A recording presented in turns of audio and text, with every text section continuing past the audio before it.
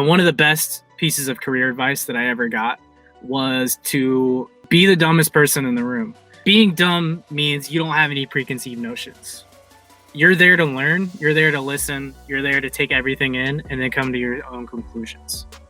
As a sales and marketing professional, I don't know what my customers want. That's my mentality. Every day I come in is a new wiping the slate clean, because things change way too fast today with technology. And MarketWatch recently put a report out that showed that millennials were spending more than any other generation on home improvement and home remodeling projects. If you try to sell to millennials the same way that you sold previously to any other generation, it's not going to work. Everyone has a completely different set of desires and needs and wants. So that's why I'm really excited to bring on Patrick O'Toole today as a guest. He is the Executive Vice President and owner at Sola Group Incorporated, which publishes some of the best trade publications. You've probably seen Kitchen and Bath Design News. You've probably seen Qualified Remodeler. To talk about what he's seeing in the market. Really, really excited.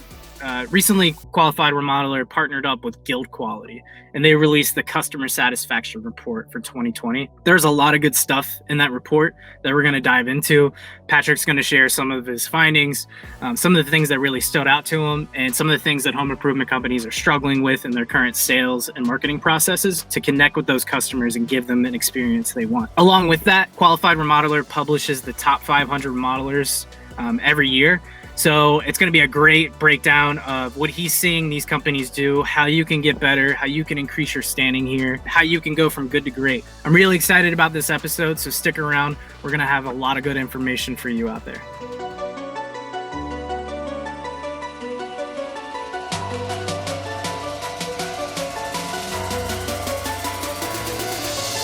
Hey, what's up, everyone? Matt here again with Built By Podcast. This week, super excited. I have Patrick O'Toole, who is the Executive Vice President and Owner at Sola Group. They put out amazing industry publications like Kitchen and Bath Design News and Qualified Remodeler. They're really well known in the industry. Patrick, thanks so much for joining me. Yeah, my pleasure. And thank you for mentioning QR. That's mostly the content that we'll be talking about today, right? Yeah, absolutely. So, before we dive in, I'd love to get, just like a quick 2 to 3 minute, just kind of synopsis of your kind of experience in the industry. I know you've been around the industry for a while, especially on the journalism and content side. So I'd love to hear, how you got to where you're at now and how you interact with other home improvement businesses. Sure. Yeah. Thanks, Matt. And I appreciate the opportunity to be on the podcast today. So my background is in journalism, and I've been covering the remodeling industry since 2003 approximately, and in various capacities over the years. And we cover at Qualified Remodeler magazine all 5 segments of the home improvement and remodeling industry. So home improvement, which is replacement, which is windows, roofing, siding, gutters, decks, sunrooms, and a whole bunch of other types of single line specialties, as well as design build, full service, kitchen and bath, and insurance restoration. So there's a lot of legs to a really big market, and we've covered it all for a pretty long period of time. Yeah, that's awesome. One thing that I think really sets Qualified Remodeler apart is it's very statistical. You're analyzing a lot of data from other home improvement company, industry overview companies like Guild Quality. And I'd love to, I want to dive in. I want to start there because Qualified Remodeler recently partnered with Guild Quality to release the Customer Satisfaction Report for 2020. Super, super helpful, I think, for the industry. As a marketer and sales professional myself, you can't always know what's happening in the market. You can't always know what's your customers want, right? So I'd love to hear, the process with teaming up with Guild Quality. What is it and how it's kind of relevant to the home improvement industry? Yeah, well, it is customer satisfaction could not be more important to the industry and to the individual firms within it. Home improvement and remodeling has low barriers to entries, and so there's a lot of players who give the industry somewhat of a black eye. And sometimes that's a hurdle to overcome for remodelers and home improvement companies. So we began working with Guild Quality 5 years ago. And even before that, we were interested in publishing customer satisfaction data to help remodelers and home improvement companies. And this year's report is even better than before. We've been, Guild Quality, as most people know out there, is the top customer satisfaction measurement company serving remodelers and builders. And so we use their data to sort of drill down on the attributes and the traits that are required to make a customer happy. And we break it down by job type. So you can see for a siding job, it might be slightly different than a whole house remodel. So that information is designed to be really actionable and to help people improve their processes and make their businesses better. Awesome, man.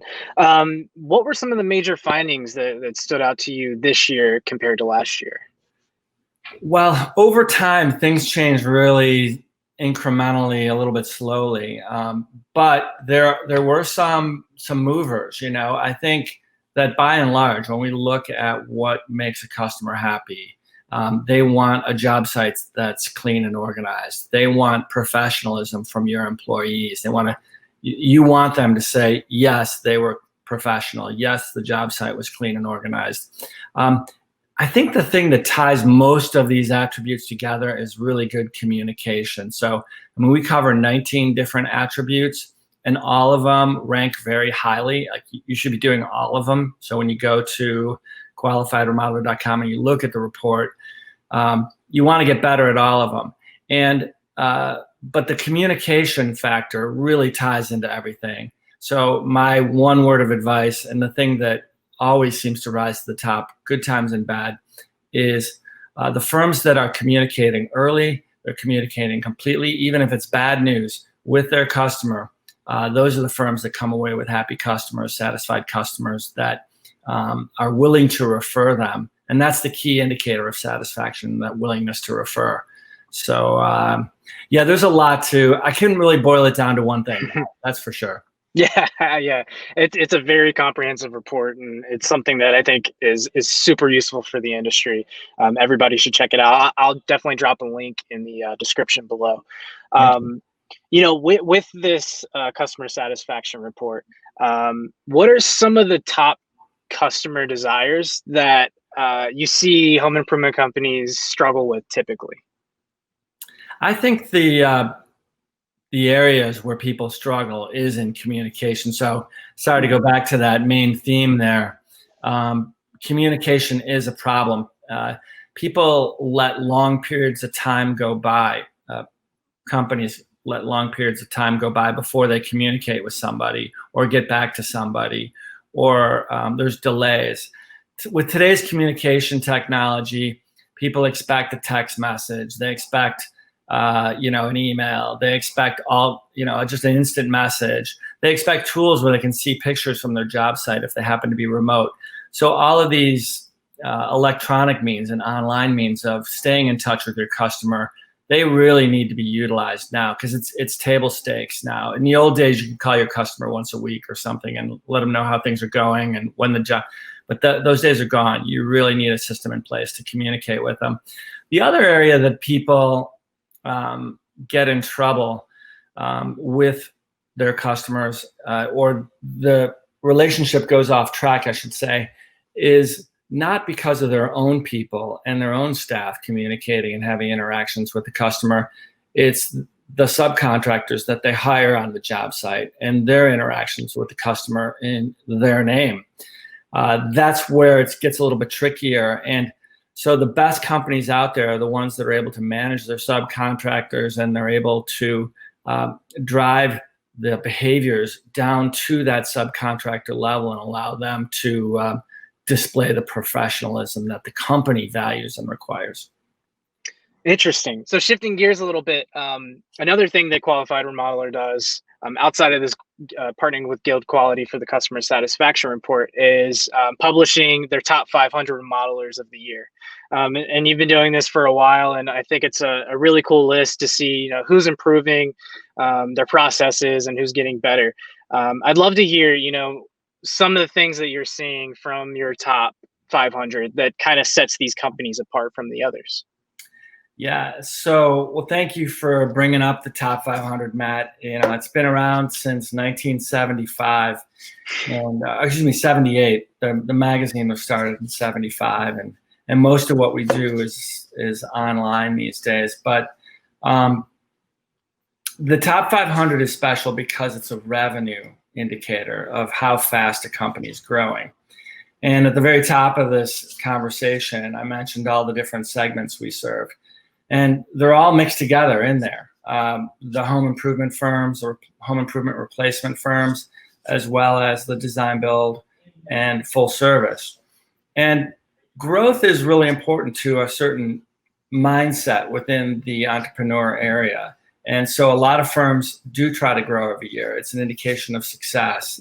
And the top 500 in turn has been used by those who are on the list each year as a means to market their services to their end users, their customers in their local markets. So it's grown year after year. And through time, we've really gathered a lot of information about each of the companies that are on the list. It's remarkable to look at how sophisticated some of these very big companies like Power Home Remodeling are.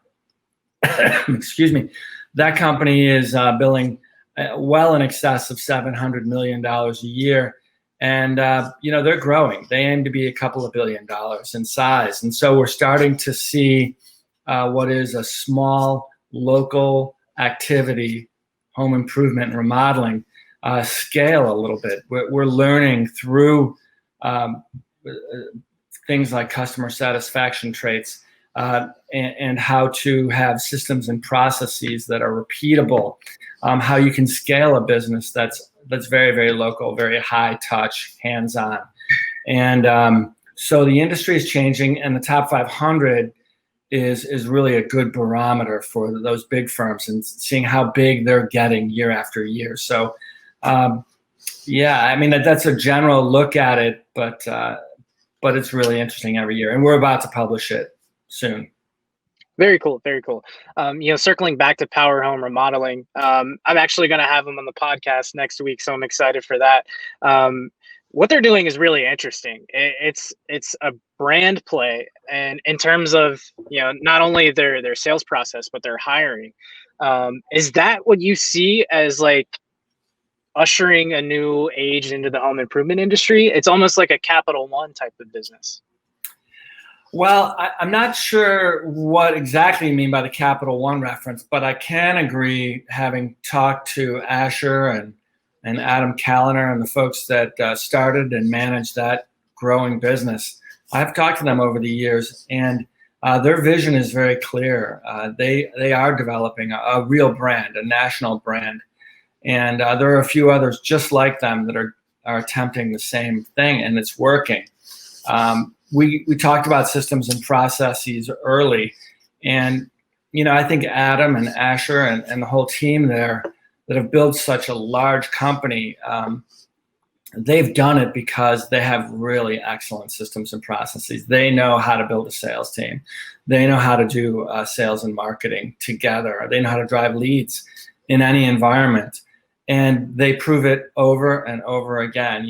They'll enter a new market, and they'll have expectations for 20 million that first year, and lo and behold, they'll come out with 35 million on the other side. So they're really dynamic.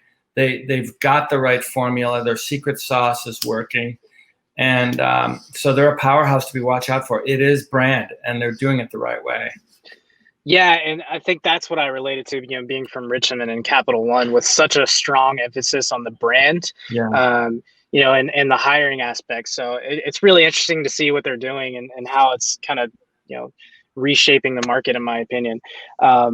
What I'd love to talk about too is what really, in your opinion, publishing this list and talking to home improvement businesses, what are what are the things, or what is the thing that you're seeing that sets a good business from a great business? Well, I seem to feel that professionalism and commitment to quality, and quality sort of in the management respect. Like Ford used to say, quality is job one, and it's not just a great product and a great finished product, but it's the whole process. And so you really see that. We started with in a good place talking about customer satisfaction to lead to this question, because the firms that really refine how they interact with their customers, how they they schedule an appointment, they're on time, they're presentable, and then they move all the way out to the install and they finish the job when they say they're going to finish the job. Like, all of that is really hard to do over and over again, thousands of times per year. And so when you see companies move up the list and grow, it's usually for those reasons. They've really got everything down, and they're extremely good managers. And one of the things that you alluded to, and I didn't really address, was the hiring at Power and all these other companies too. They are amazing at identifying talent and then grooming that talent. They have ways to make them that talent shine and succeed within their culture, within their systems. And so those are the very big companies. But you see a lot of, and I don't mean to keep going on this too long, but in different segments like design, build, and full service, where they don't want to be, they want to kind of get to a level where they're happy in a local market, 5 million, 10 million. Those are really big home improvement companies and remodeling companies. And so for them, it's about profitability. It's about how to deliver a quality job, keep their employees happy, and to be more qualitative within their size that they already are. And so we see a lot of big firms like that just sort of plateau, but like it there. So I don't know if I answered your question, Matt. But. No, that was great. It actually leads me, you're very active, not only just with Qualified Remodeler, but you're also, you have presence at the National Association of Home Builders, the International Builder Show every year. Yeah. Seem very entwined there. So you have a good connection, I assume, with, the marketing and advertising world as well, especially with your journalism background. Yeah, we do. And so, I came up the journalism side of the business, and my business partner, who he and I jointly own our magazines and websites, he manages the business side and those relationships. But over the years, these building product manufacturers have been critical to communication generally across the whole industry. And so they've been supportive of what we've been doing. And these folks, whether it's Pella Windows or Marvin Windows or some of the siding companies, I mean, they're very granular. They're down in the market. They know the players, and some of the business processes that they provide as support to local remodelers and home are very, very important and critical in the market today. They generate leads for their local remodelers. So. And then on the technology side of the building product industry, there's a lot of firms out there like yours that are changing the industry by making the business work better, more seamlessly through technology. And those folks have been instrumental in supporting the industry and communicating with them and making the industry more professional, more efficient, and allows local players to grow. Very cool. Very cool. Appreciate the shout out too. Hey, no problem. No, it's true. Yeah. So one thing that we've seen, and I have yet to get through a podcast without mentioning COVID yet. I thought we were going to get through this one, but I really wanted to know, a lot of companies relied on those home improvement shows as a big source of leads, actually getting in front of homeowners and showing off some products. With your, what you're seeing in the market, and, maybe it is another source or something along those lines, but what are you seeing the industry turning somewhere else, to start generating those leads? Well, it's been happening for a long time. The web has been fast growing and continues to be the number one source for leads. And so companies with great websites, websites that convert, those are the companies that are winning right now. Most people go to, when they're researching a home improvement or a remodeling project, they're doing it at night after work or online. And if that website converts at 2 a.m., that lead is just as valuable as one where someone would pick up a phone and call. So in fact, more so, because they're indicating a willingness to buy and an interest, particularly in your company. So, and then there's so many different legs to generating leads online. It's almost a 4 or 5 part series of podcasts on its own. So online is really important, but there's still companies like Power who rely heavily on canvassing, which is feet on the street. Up until COVID, there was a lot of folks that did a lot of home shows to generate leads. Television advertising is still really important. Radio advertising is important. So when we look at our top 500 list and we begin to look at what their top lead sources are, we see that online website leads are the number one source, but some of these other traditional sources are still very important. Yeah, absolutely. And there is a huge uptick, it feels like, in leads. There are a lot of people at home, and what I'm hearing is there's a lot of people at home staring at that eyesore of a project, and with stimulus checks, and they have time to be at home, and they're ready to get the project done. So a lot in a recent study published by NAHB, the Remodelers Market Index, it showed a huge jump in optimism from Q1 to Q2, and that was recently published this month. So it's interesting to see. In your opinion, how can companies take advantage of this and build a longer term sales funnel? Yeah, well, even this morning before we got together, Matt, I was on the phone with home improvement company owners, a few of them. And as it so happens, they feel like COVID has been an accelerator, like as you were indicating with your question, to home improvement projects, and that it's a shift in mindset, maybe for the long term, that investing in the kitchen or the bath or outdoor living or just the home generally, that is something that people value more now that they are staying in place more.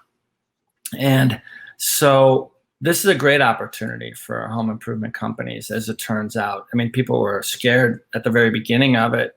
They saw the leads drop off through April and May, but things have really picked up, and most companies have now exceeded what they lost during that period and are now projecting bigger growth even for this year and into next year because of the demand for services. And it's not just that the leads are coming in greater volumes, it's that they're converting, at a higher rate. So this is the indication of what you're alluding to, that COVID has got people thinking about their home more, willing to invest more in it. Gotcha. What I am curious about in that conversation is, I talked to a recent remodeling company that had to hire a second install team to keep up with demand. Are you seeing companies getting back into the swing of it? I know we mentioned hiring earlier. How do you balance all the inbound leads coming in and your sales reps out in the field, and also hiring and trying to handle all of that chaos? Yeah, this is it. I mean, this is where real experience in management, real systems and processes, that's where they matter, is when you're scaling up. If you can't handle your leads, you're going to disappoint people. So you want to make sure that you've got a team ready to handle all the volume that you're creating, or a way to refer them to others. I mean, and that does happen in many cases. So scaling up is really generally what you're referring to. And the big, fast-growing companies that are on the top 500, the very top part of the top 500, they're the ones who know when it's time to hire, and that they have a funnel in place for hiring salespeople, for hiring install people, and they're ready to go. In addition, they're ready to handle the volume of leads that are coming in through call centers that are ready to deploy online. Some of these younger entrepreneurs in the industry, by the way, are using Facebook Business and some of the social media platforms to drive leads for new business. I'm thinking of a person who does floor coatings, for example, in Northwest Illinois. And this gentleman's growing very, very fast, and he has 3 people that are just dedicated to keeping conversation going on Facebook with people who are interested in responding to Facebook ads. And they're driving a ton of business that way. So scaling really means like you have to handle all these different mediums too, and you have to have the people that know how to do it. So it's not an easy task, and that's the number one challenge. We've seen over the history of the industry where some big firms do grow too fast, the reputation gets hurt, and in the process because they're disappointing people along the way. And so managing growth, it's a key question. That's awesome, Patrick. That's really all the questions I had today. Again, thank you so much for joining. If you wanted to take a second, where can our listeners learn more about Qualified Remodeler or the Guild Quality Report? qualifiedremodeler.com is our URL. And if you want to go /customer satisfaction, you'll see that report, or /QR top 500 or top 500. You can see the list. We're publishing our top 500 list in a week, so that would be early August. And we'll have a landing page for each company on that list. So great reading and a lot to learn from all those great companies. That's awesome, Patrick. Again, thanks so much for joining, man. I'm looking forward to the next one. Hey, Matt, thanks for the time, buddy.